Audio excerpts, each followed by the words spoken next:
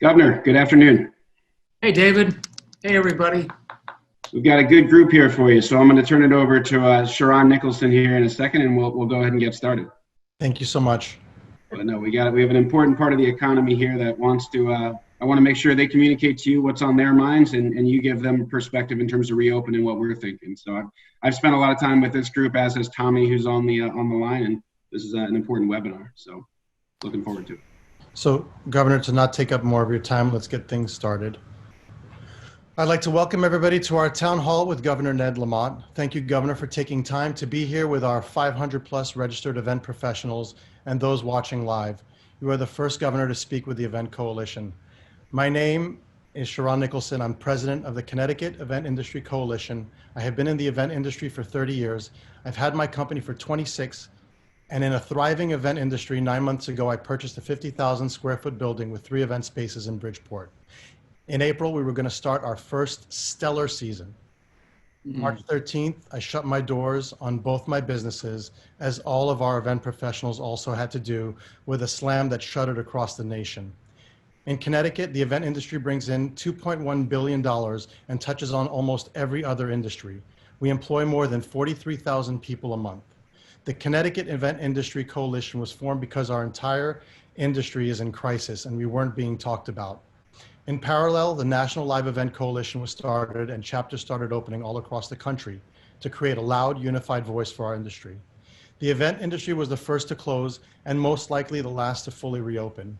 Not knowing when and if we can work and having no answers for our clients leaves us completely unable to function as businesses.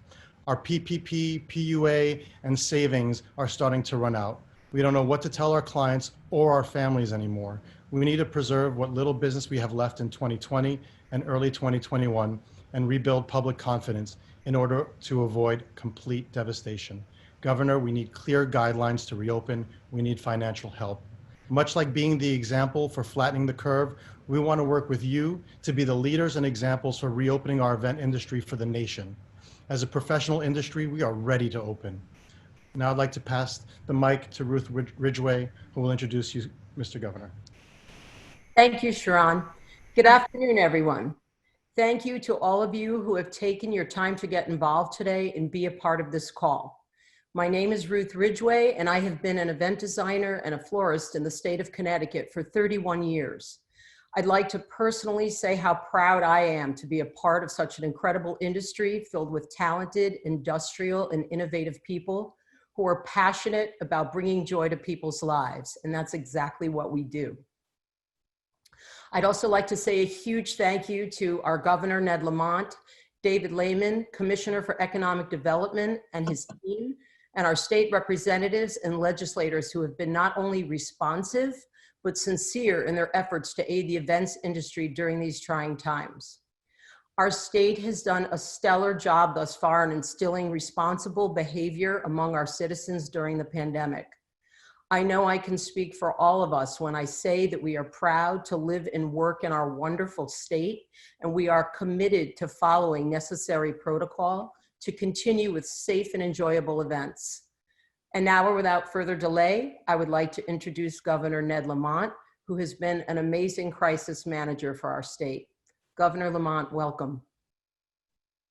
Well, thank you, Ruth and Sharon, and I see Scott over there, restaurants. I'll cut to the chase.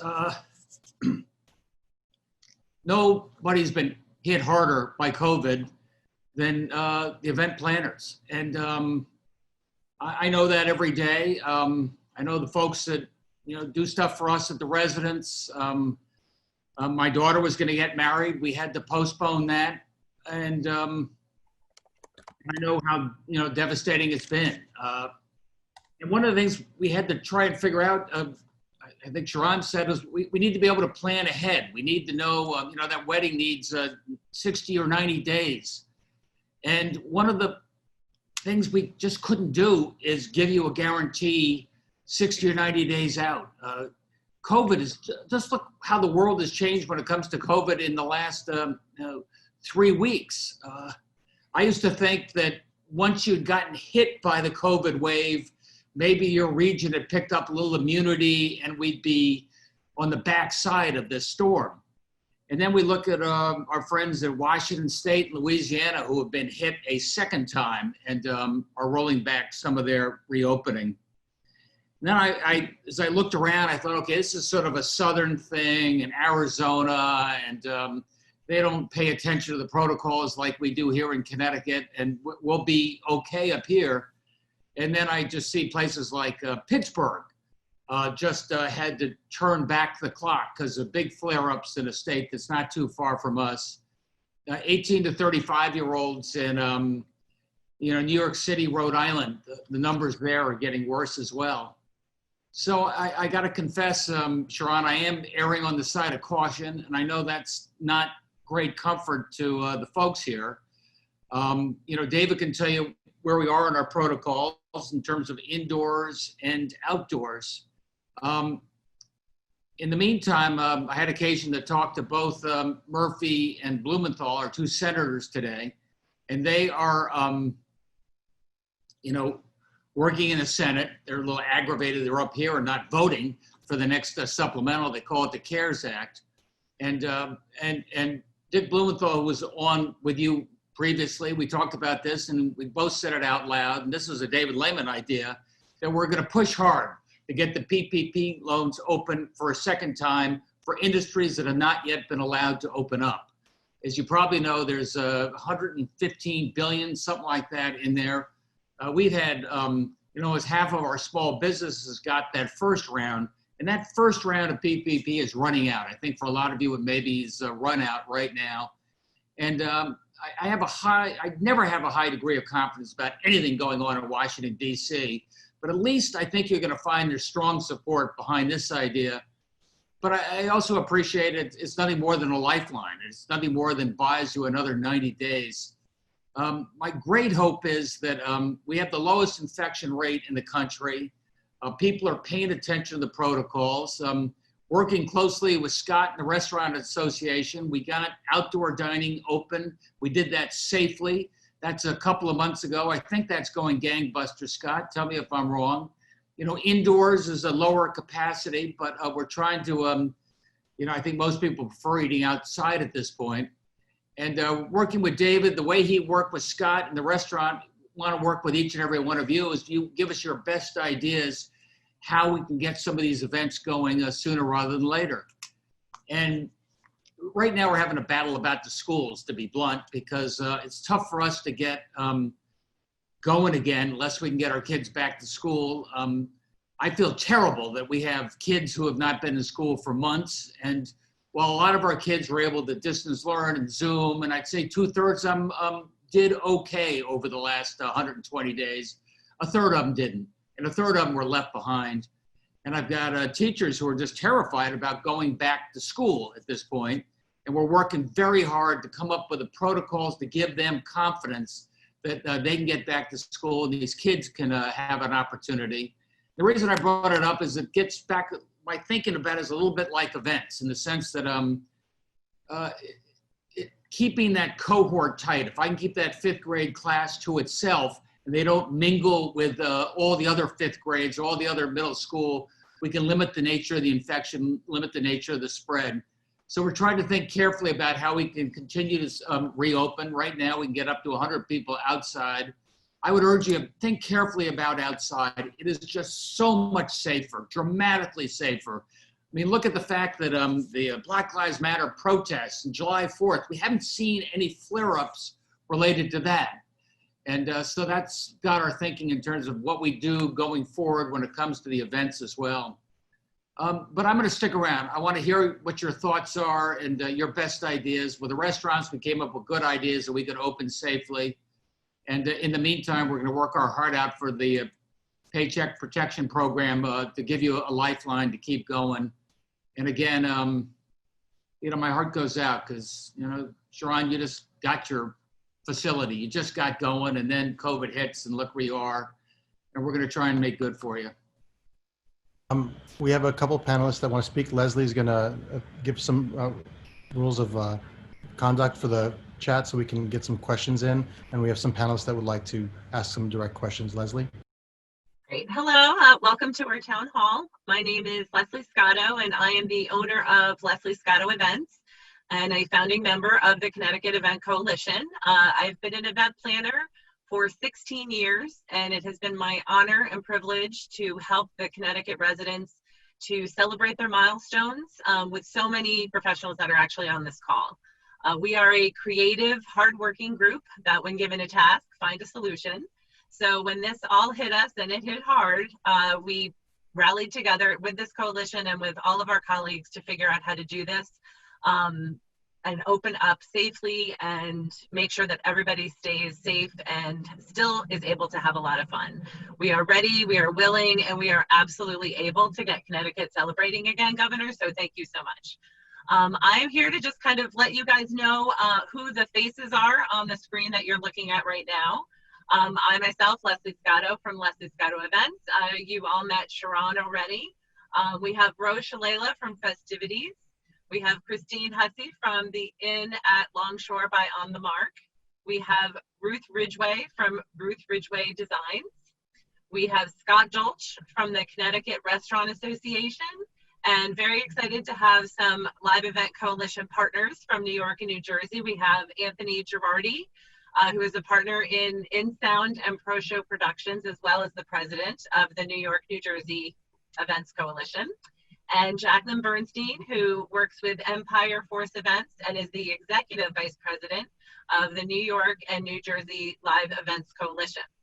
For the next part, for the Q&A, what we would like to do is all of you are on mute, which you probably figured out by now. All of the panelists on screen can unmute themselves, and hopefully they will before they try to speak. If you would like to chat with each other, please do that in the chat. If you would like to ask a question, please submit your question in the Q&A, which is located at the bottom of the screen, in the middle of the screen, and we are going to take them all in and consolidate some of them. So when we ask the governor the most important questions, it might not be exactly what you asked, but it'll be pretty close. All right? Thank you, Governor Lamont, for visiting us today and speaking with us directly about our concerns. My name is Christine Hussey. I'm the Director of Sales for the Inn at Longshore by On the Mark in Westport, Connecticut. Our first panelist today represents venues from all over the state. The organization owns 4 businesses in Connecticut and 1 in Westchester. I'm proud to announce Joanna Sheriff, who's the Vice President of Sales and Marketing for the Fairfield Catering Group, which is a family-owned and operated organization representing some of the wonderful event venues in our industry. Thank you so much, Joanna, for joining us. And again, thank you, Governor. Thank you, Christine, for the introduction. And thank you, Governor, for being here. That's correct. We're a Connecticut company. We have 4 venues in Connecticut, and we've been around for 30 years. We started with 1 venue. Now we have 5. We have 500 employees in better times. We do about 1,000 events annually, and about 80% of those are weddings. So you can imagine that we have been, our world has been turned upside down in the past few months here, where we have been canceling and rescheduling and working with our clients through this time. The biggest challenge that we have is that our events typically book 15 to 24 months in advance. And we use that time for planning, for building a relationship with our clients based in trust and mutual respect. And during this crisis, they've turned to us for guidance, and we have not been able to give them good information on should they reschedule, should they keep their date, how should we proceed in this environment? And it's creating a terrible environment for us where we are getting hit as a company. We have to furlough our staff. We have no income. Our doors are closed. We are not hosting events. And at the same time, the customers that we have are very upset. We have some very angry customers. And our staff, who's used to being hosts and celebrating and making these great memories, is actually getting terribly beaten up by clients who just want to plan their event and want to have their wedding. So there's a lot of emotions there. And what we're looking for is how we can best help our clients. And to do that, we need information and guidance on what the future of our industry and what events will look like as we move through the phases. So we understand phase 2. We had a glimpse of phase 3, and we would just like more transparency on what specifically is going to happen for our industry as we move through the phases. And then also specifically what milestones and metrics are we looking at? What are we tracking? What can we look at with our customers to help them understand, are we moving forward? Are we going to meet these guidelines? You know, do we have a good sense that we're going to continue to move through these phases? So those type of specific guidelines that could help us and help our clients to understand what the future might hold for them is my question, how we can get that transparency. Well, let me start, and then David can save me.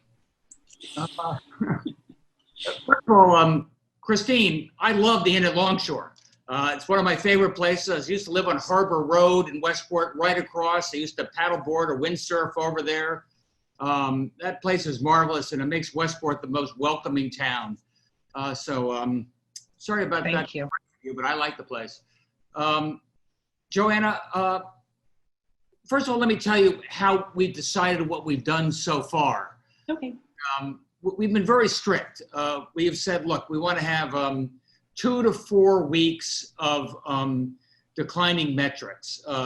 In the old days, which is 60 days ago, that was hospitalizations. We wanted to see that going down. We wanted to make sure that we had plenty of ICU capacity. And if we had plenty of ICU capacity, we knew that we had breathing room if COVID came back. But you see how fast it came back in places like Houston and Phoenix and Miami, where they're already at capacity again. And the other thing we look at right now is the positivity rate. That's the percentage of people we test who test positive. And you may say, well, we're doing pretty well. In fact, we're probably the best in the country at less than 1%. So we've hit those metrics. Let's go. Maybe we can open up a little more aggressively now, because that's what we said we were going to do. And then what we did was we started looking at, Miami and San Antonio and Phoenix and parts of LA. And we saw how fast the turnaround was there. It was like a wildfire. It was like a hockey stick. And, if I've got less than 1% positivity, we do here in Connecticut, they're at 25%. So I think that's why we've been a little hesitant about doing things that attract a crowd where you're maybe not likely to be wearing a mask, maybe you're drinking or eating wedding cake, maybe there's dancing, things that are a little not as inclined towards social distancing. And then the other complicating factor is that we're not trying to encourage people coming in from out of state. We're certainly not coming into Connecticut from any of those highly infected states, which is, almost half now. So when it came to my daughter Emily's wedding, it was, I said, Emily, look, I think Labor Day's looking pretty good. I think we'll be okay. I think we can count on it. This is June. She needed to know, by last month, but there was just a fair number of folks that didn't feel comfortable getting in an airplane. And in hindsight, we couldn't, from 22 states, we couldn't invite them here to our state. How long is that going to take to turn the corner? We hope we're going to have a vaccine in 6 to 9 months. That doesn't really give you a very good answer, but that's the safe answer. In the meantime, I think Dave and I will be looking to see whether there's some sort of a flu-like surge this fall. And assuming we've got that under control, I think we'll be in a position to, open up a little more, but open up cautiously. And again, keep those tents, because I think outdoors is a lot safer. David, can you help out with that? Yeah, I would just add a couple things to that, Governor. And one of these comments I think was made at the outset. I mean, so much of this is beyond whether it's phase 3 or the government saying these events are allowed. A lot of it is consumer confidence and people feeling confident to go to that large event, indoors or outdoors. And Connecticut has some of the lowest prevalence and transmission of the virus right now. It's on par with states like Vermont and New Hampshire that are much less densely populated. And we want to maintain that low virus prevalence. It's good for obviously health, but we also think it's good for the economy, and it's going to be good for events when they come back. one of the things the governor has said when we talk about phase 3, we want to look at the data, and that's data in the state, but also out of the state. And increasingly, this is not just a Florida and Texas and Arizona issue. We're seeing increased transmission closer to home, like the beaches of Delaware, like Western Pennsylvania, as the governor mentioned. So I think we will take another look at the data in early August. And at that point in time, we'll have 6 weeks of the phase 2 activities. We'll understand if there was more transmission around July 4th, and we'll have a real hard look. Do we think it's possible to allow bigger events, both indoors and outdoors, or do we still feel that is risky when we think about how important keeping the virus levels very, very low, as well as the importance of getting kids back to school this fall, which we think is really critical for the economy. The other point I would make, Governor, and for the group here, is in the interim, as the governor mentioned, throughout the past 4 months, we want to work with this group. And I realize this is a newly formed group, but what flexibility can we afford this group to do events that we think is safe now? So with potentially these smaller numbers, let's take a hard look at our guidelines and talk about things like dancing. I know there's a discussion to be had about buffets where you have a server as opposed to the client basically serving themselves. Things like past hors d'oeuvres, drinks. We want to do that, and we'll continue that conversation after this call. But we're committed to working with you guys and providing as much flexibility as we can, within the gathering limits that are set forth. So we'll keep over communicating, but those are a couple of my thoughts. David and Governor Lamont, what would it take right now to say New Hampshire's at 50 indoors, in restaurants they're at 50% capacity, you can have, I believe, up to 25 people are sitting at a table in a restaurant. What would it take for right now for us to be at 50 people indoors right now to show that we can do it safely?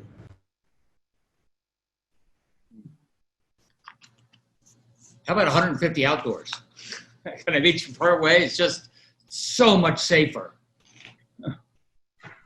Sharon, I think we need to, again, I think the time is favorable. I understand how long the lead time and the importance of certainty to you in the industry here. But I think the more we can see Connecticut's ability to maintain these low levels of transmission, and if we can buck the trend that we're seeing elsewhere, I think that's going to give us more confidence to have a bit more flexibility. So I don't think we have a hard answer for you now, but we're going to track it. We understand the average wedding size is 135. We understand, indoors and outdoors and kind of the needs there. So we just need to keep communicating on that. And we're going to keep looking at the data every 2 to 3 weeks.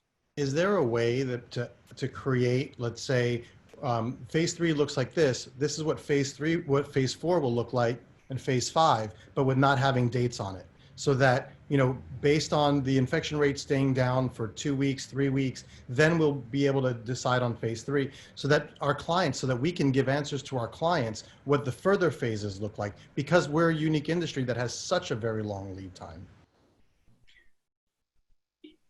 Governor, let me know if you want me to go or you want to jump in.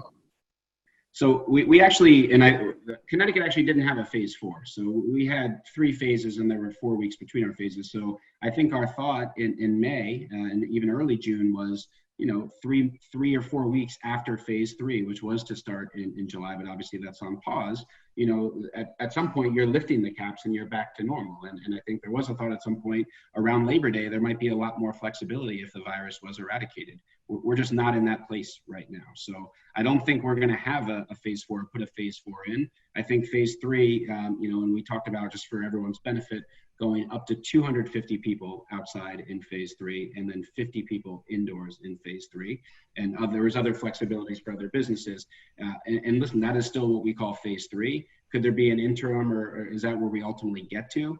We're going to have to see. We don't have an answer right now, but again, in early August, we're going to take another look at the data and make a judgment. Can we get there or somewhere closer to those numbers for this group?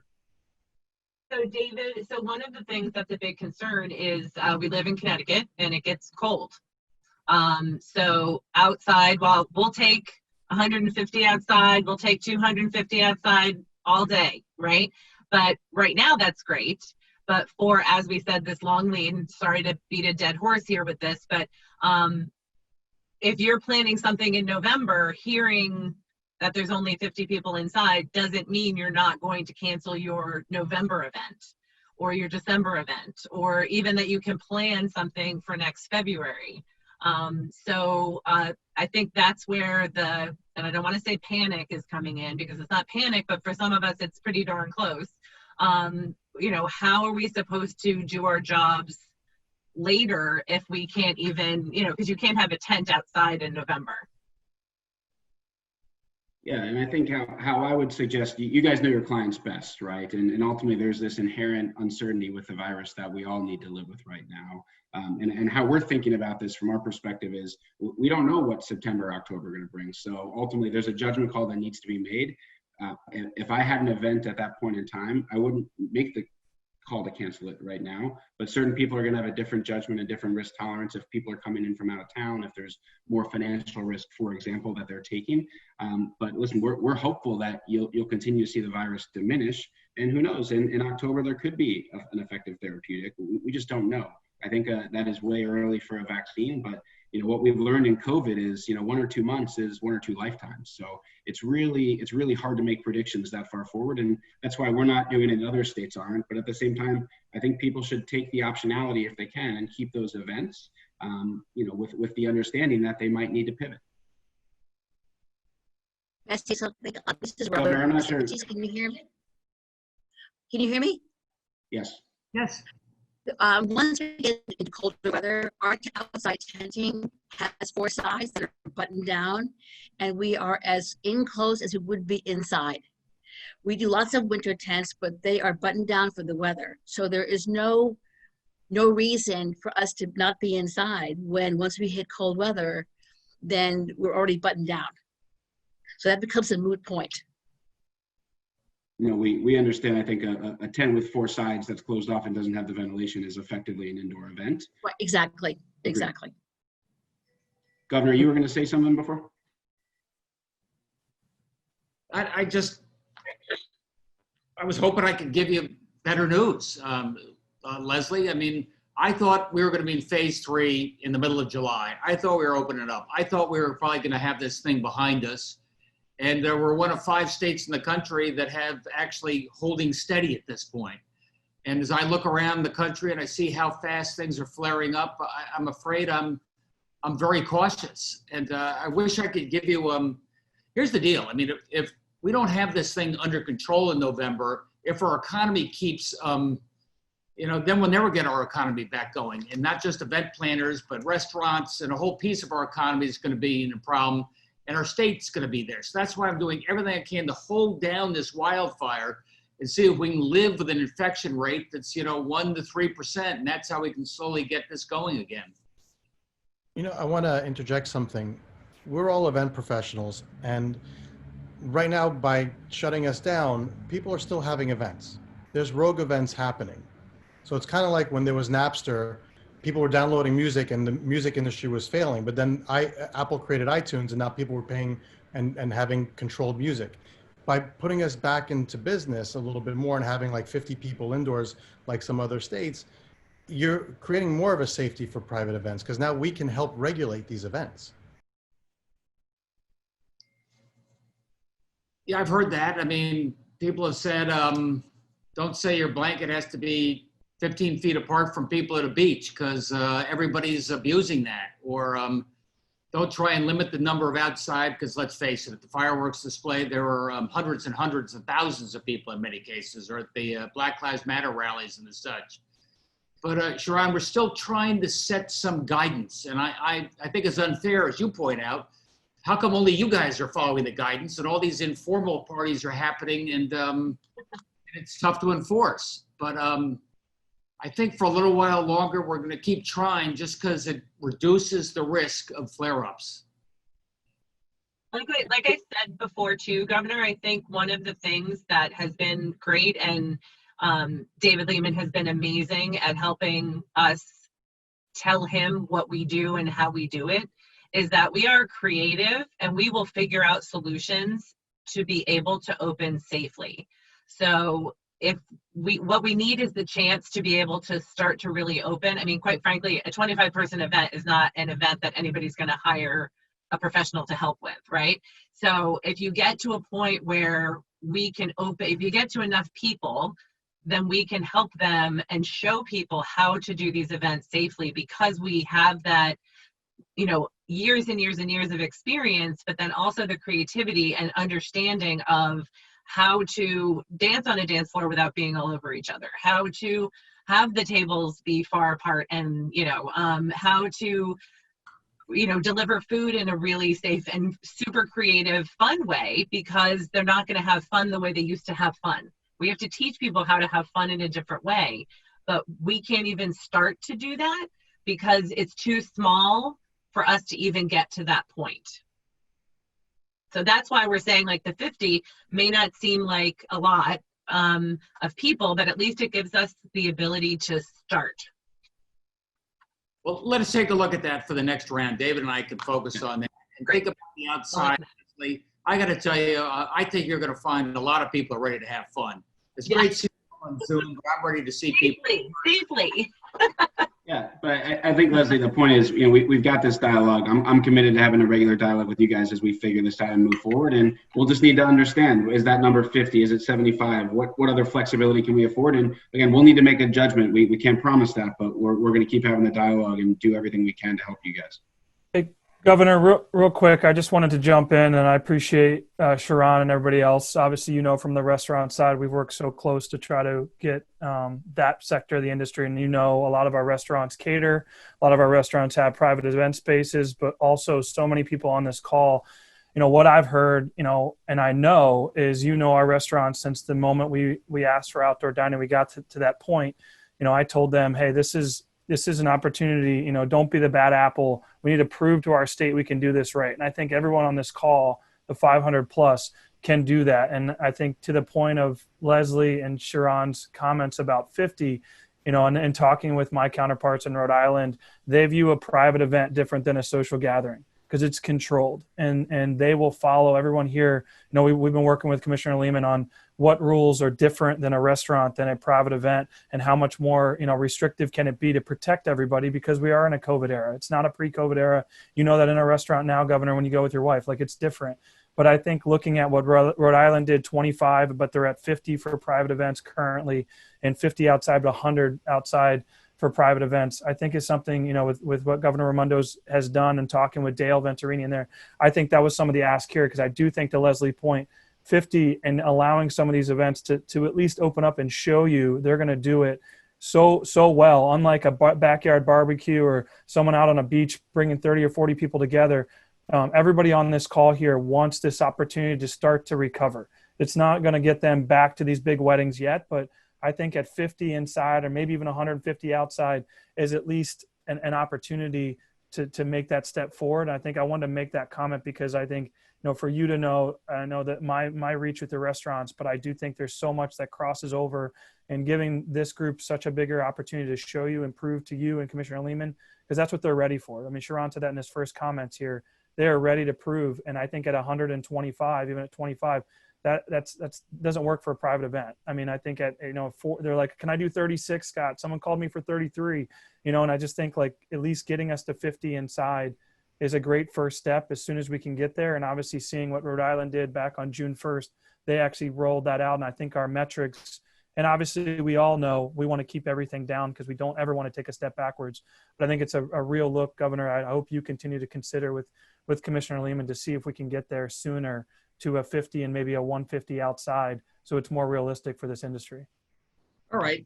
I think you make a very good point there, Scott. I mean, I heard two things. I mean, one, these incremental ads for indoors and outdoors make a big difference in your business.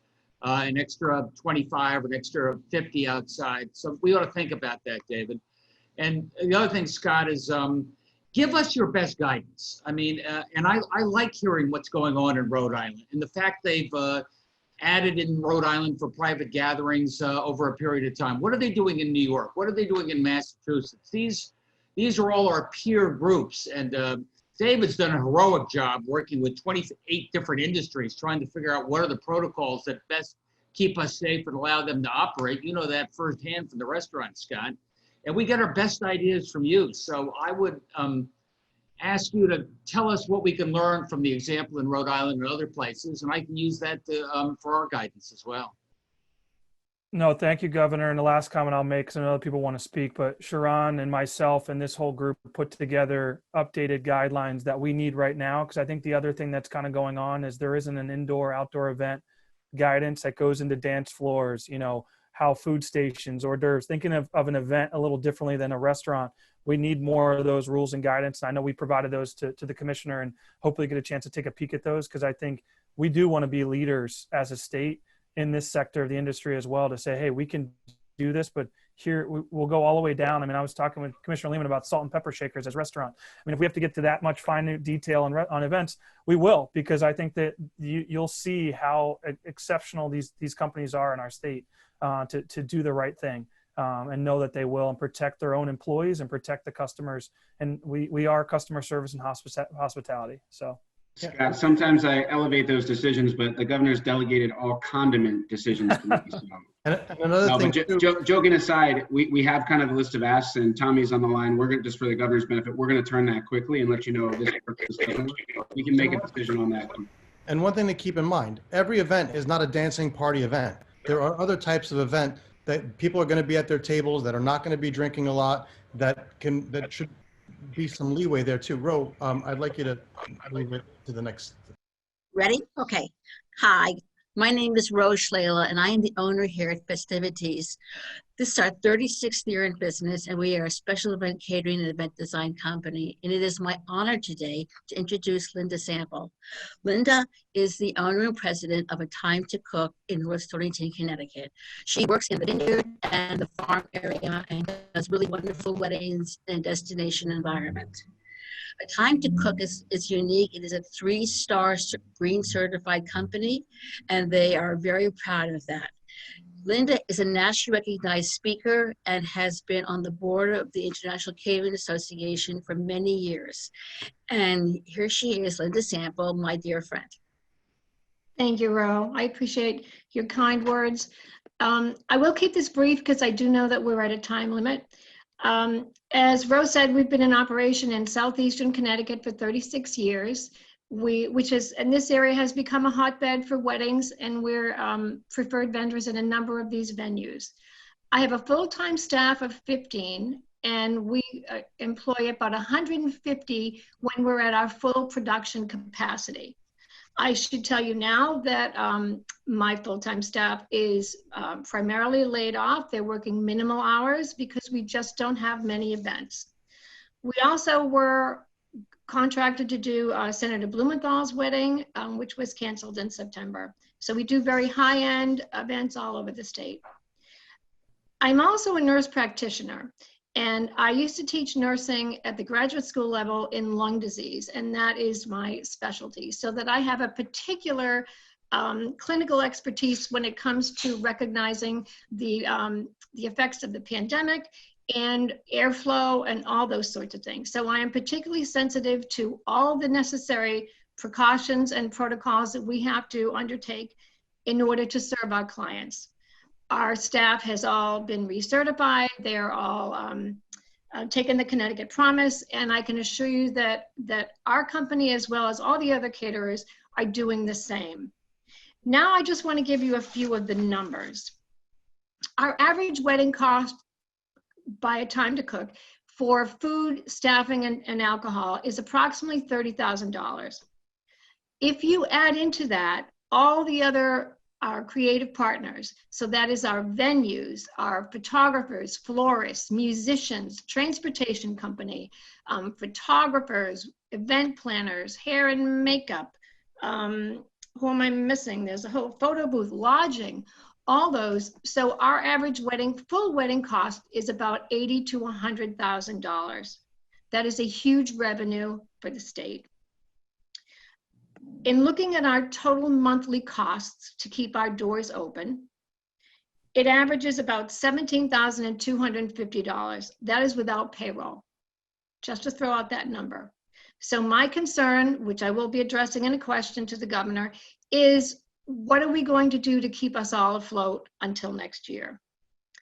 Of the 88 weddings, and I should tell you, we've discovered our sweet spot for weddings, not corporate events, but for weddings, is about 90 events, averaging between 150 and 200 guests each.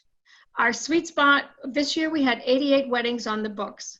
As of today, and I haven't checked my email while I was on this, and I can tell you there will be more, 43 of them have already moved to 2021.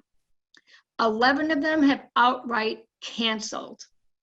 I have had to return $42,000 in deposits. That's just to date. And I can tell you my phone rings constantly. The remaining weddings we have on our books have dropped from guest counts to, and I'm not exaggerating, a drop-off boxed event for 18 guests. The reason this is happening is because they're petrified. They do not know what is going to be allowed at their venue. Can they have the number of guests that they wanted? And as Joanne was referring to, there's an awful lot of anger and frustration from these clients. And I don't blame them because we're very frustrated ourselves. Their questions are all from, again, can we have dancing, past hors d'oeuvres, all those sorts of things. I should also mention that we're currently operating under using all of our deposits from next year. That's probably not a great thing to advertise, and that's very bad business practice, as we all know. But that's what it comes down to. So my question is to you, sir, how do I respond when our clients ask me, how do I know you're still going to be around? I mean, you've been great for 36 years. You own your property. You've got a reputation. How do I know you're going to make it till next year? How can I be assured that the rest of our industry is going to be around to serve that? What kinds of things can we expect from you or federal in order to support this industry to make us get through from now until next April? Because as we were already speaking about, indoor events and tents that are closed up, and we do tents all year long too, that's not going to cut it. So I would love to know whatever thoughts you have about that, Governor. Thank you.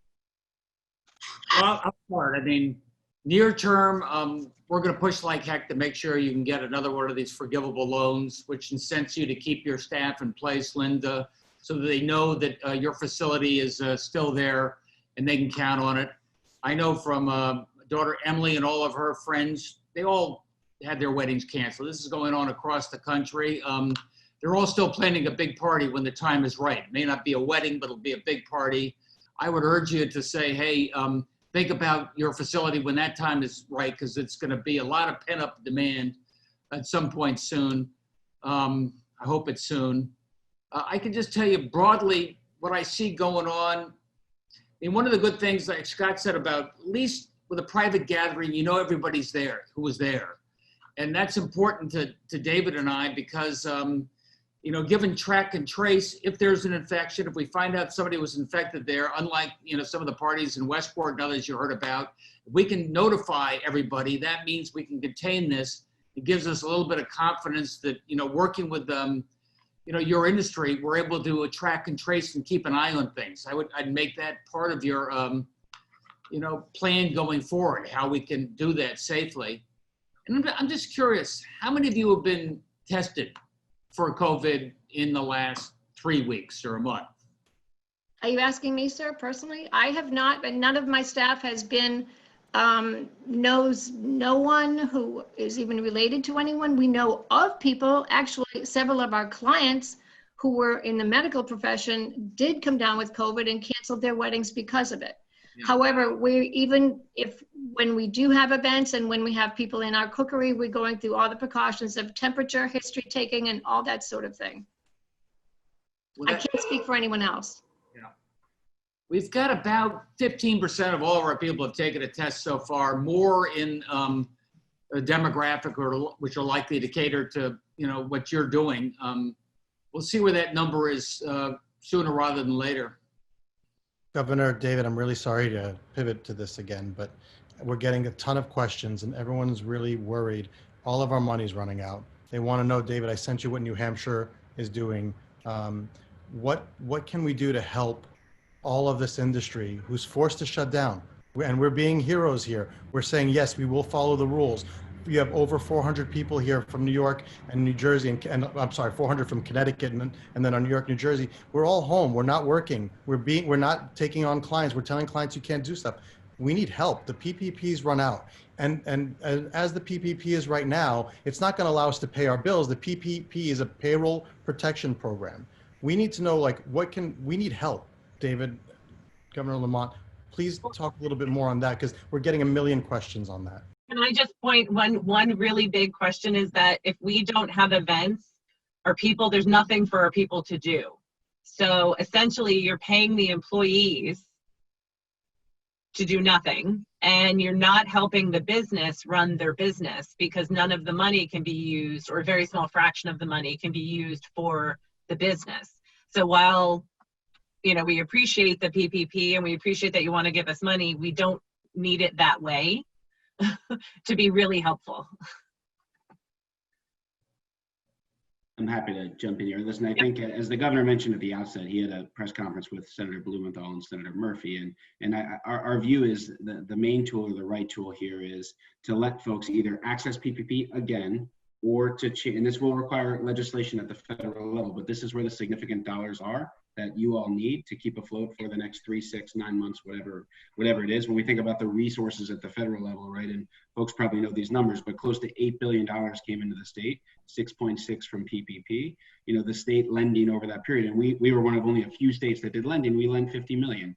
So we need to make sure there's the advocacy at the federal level. We do feel it is likely there's going to be an extension of benefits to small businesses as well as potentially to individuals. I saw a question in the chat about the $600. I'm not sure if it's going to be 600 or something else, but I think we're aware a lot of the programs are coming to an end right now, both on the unemployment and small business assistance, and there needs to be either re-up of those programs or new programs that are potentially more targeted to industries like the event industries that just aren't able to open. And you have payrolls, you have rent, you have other expenses. So that's something that I plan on advocating for, and Sharon and the rest of the group here. We should make sure that we understand kind of what is the right parameters for this group that works the best, and then work with our federal delegation to make sure that we get that done. I think that's the best hope, and I think this is not a Connecticut issue. As we know, this is happening all over the country right now, and we want to help you and get your voice to that federal delegation. Thank you. Thank you, David. Leslie, did you want to? Sure, I would love to introduce real quick. We're going to squeeze them in at the last minute here. I would like to introduce you to Evan Tabak, who is the owner of Boppers Events. Boppers Events is a full-service entertainment company and has been in business for over 30 years. They are based in Connecticut, but do work all over the tri-state area, including all of New England. They are, when we say full service, they do everything a party would ever need. Entertainment services, furniture rental, staging, lighting, enhancements, photo booths, lounge, whatever you need. Evan and Boppers has it. Evan? Thanks, Leslie. Thank you, Governor Lamont and David, for being on this call and taking time. I think I speak for everybody that where sometimes we don't love the answers we're getting. We certainly don't envy the position and the decisions you have to make. I'm celebrating my 30th year in this industry. Boppers in 2019 had 177 people on payroll. We did over 2,000 events.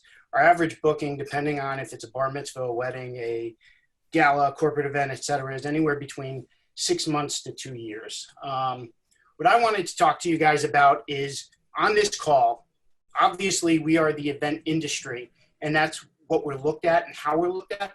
First and foremost, the way we got there, and I think this talks to both yours, Governor Lamont, and David, your background, we're entrepreneurs. We make business decisions. We understand the business we got into. We know there's bad years.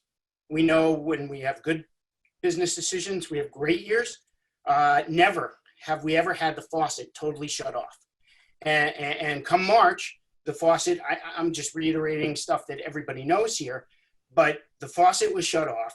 And to add insult to injury, I don't know everybody on this call, but I did the math on it, where some people are running with deposits. To add insult to injury, we have done 1.7% of what we've done in new business bookings. So the consumer confidence is not there. So our phone rings, and our phone is ringing nonstop with people who have events booked. They've switched dates. Some of them have switched multiple times. Some of them are asking to cancel. Some of them think there's an executive order that they deserve their deposits back. And to tie in with Joanna and Linda, it's something that we are shut off. We've been shut off. And I understand that at some point we might be able to ease into it. But the reality is we're out of business for, as much as none of us want to admit this, somewhere between a year and a half. And on top of, and I understand and respect that you can't give an exact date. I don't like it. I understand it. But with that, there's got to be something, and this is my question, what is there that you can help us to give consumer confidence? Because we're killed because we're closed. We're killed because there's zero confidence. And listen, I appreciate that you say that there's going to be all this pent up party that out of nowhere happens. But until that happens, that's easy to say today. And then you wake up tomorrow and there's still no business. And that's the way it's been for March. And when we look through that tunnel, that's all we see. Well, let me try this. It's got to be pretty fun, Boppers events. Can remember that. Look, I hear the frustration. I hear, add insult to injury. I'm not trying to injure anybody. This is not something anybody wants to do, and I'm not being dismissive of your concerns, but you guys got to remember, we had the third highest death rate in the country per capita. We were hit, and we were hit hard. We have tens of thousands of people who have been infected. And I was right there, and Dave was right there when our hospitals were just about overwhelmed. It was like Wuhan. It was like Queens, or it could have been if we didn't take the necessary precautions we did. So I hate to say it, Evan, but that's why we are erring on the side of caution. And I'm afraid it's probably going to go a little longer. That's also why, look, I hear what you've got ways that you can do this safely. And I've heard it's not like we got to turn the tap open, it's all or nothing, but give me another 25, give me another 50, give me some people, give us some ways that we can do this. Tell us how it's working in other states, and we can listen. But as you point out, we both got to give consumers confidence that when they go to that event, they feel good about going to it. And they know we're taking it safely. I mean, Scott knows this from the restaurants. I mean, it took a while for everybody to think, hey, I think let's go, it's open. We can just show up. A lot of people didn't want to show up on day one. And in the meantime, I don't want to repeat it, but Dave and I are working our heart out, at least to get you that lifeline from the feds. I think we'll see. I think we've got a chance at it. I know Dick Blumenthal, who you know is working his heart out at this at the federal level, at least to get you through and see if we're on the backside of this wave by fall. And I can't make you a promise. I have no idea where COVID's going to be. I just know we've been doing pretty good because we've been serious and cautious for the last few months. And I'm just urging people to stay cautious a little bit longer. David, any last thoughts? No, I would just say this is the start of a lot of dialogue that we've been having, but we need to continue to have to give these guys flexibility to and get some of that confidence back and start doing events again. So we'll continue the dialogue, and I thought this was a good event. We want to continue the conversation, get stuff done. But I hear it. I know. I had a small business. I mean, you guys are on vapors right now, wondering how you keep going another week, not to mention till next year, and you're looking for some certainty that by September things are going to open up, and your customers are looking for that certainty. And it breaks my heart, but I can't give you that certainty yet. But we can see if we can make a little bit of a difference along the way to make it easier for you. Governor, I know we're coming up on 3 o'clock, and that's how long you gave us, and I really, really appreciate your time. David, I would love to put you in front of everybody here and say if we could schedule another town hall and press you for some of these other questions. In the near future, we would really appreciate it. Yeah, listen, I think the right step forward is kind of the list of what you feel like you need right now. And then we have a vetting process just so everyone understands with public health, with occupational safety, and we'll go through that process. So I think that's the right next step. And then pending that, we can reconvene and go through where we end up and why. Yeah, David, just if you can clarify one more time, or the governor, why, for example, a restaurant can have 50% capacity, but an event venue that like my space, for example, that can have 500 people indoors can't do, even peak at 100 people with that much space. It's just one of the indoor questions that comes up. Yeah. There's two main reasons for that. The first reason, and Governor, if you need to drop, you're welcome to, or if you want to stay on for the answer, you also can do that, obviously. You think of a restaurant that has 20 tables of 500 people in it, and you go out to dinner with your family. You're typically going to your table, you're staying with your family. Maybe you go to the bathroom, maybe you don't, but you're not interacting with the other 95 people in the restaurant. So that risk of commingling in a typical restaurant where you're just in a table of 5 is a lot less than if it's a 100-person wedding or other event where there's naturally going to be conversation, potentially dancing, hors d'oeuvres, etc. And the risk of that table of 5 or that individual being exposed to the other 95 people is a lot greater. So that's the first point. The second point is that the duration of most of the milestone events are longer, whether it's 2 hours, 3 hours. A typical meal is 45 minutes, hour 15. So what we've learned with COVID is that the time of the exposure matters, and also in an event, that risk of commingling is greater. So that's why the distinction. What's going to be the thing that get us to phase 3? What are you looking for, again, for clarification? That's going to be like, all right, we're good to go to phase 3 now. What's that turning point? Again, I'd suggest we pick this up again offline in a smaller group in terms of going through what the needs are right now. We understand the ask is for bigger sizes, both indoors and outdoors. And we're going to take another look at it in early August to see if there's more flexibility size-wise that we can afford this group, because we understand how important it is. But outside of that, we are with the 25 and 100, we're going to try to provide as much flexibility as we can right now. We hear you loud and clear. 25 inside for a private event, that doesn't work. People aren't hiring caterers, event planners for those smaller events. I totally get the issue, and I'm sensitive to it. And one thing that people keep asking, last one, and I promise, outdoor dancing? Yes, dancing, we're updating guidelines. Dance floors will be allowed with some suggestions, but that is going to be effective tomorrow, most likely. So we're going to get that out immediately. That is allowed. Sharon, did you ever see the movie Footloose? You make me feel like that minister wouldn't let his daughter have the dancing party. But, we're going to get through this. We're going to give some more guidance. We're going to talk to Sharon, keep talking to all of you, and find ways that we can help you get back on your feet. We got to cut loose.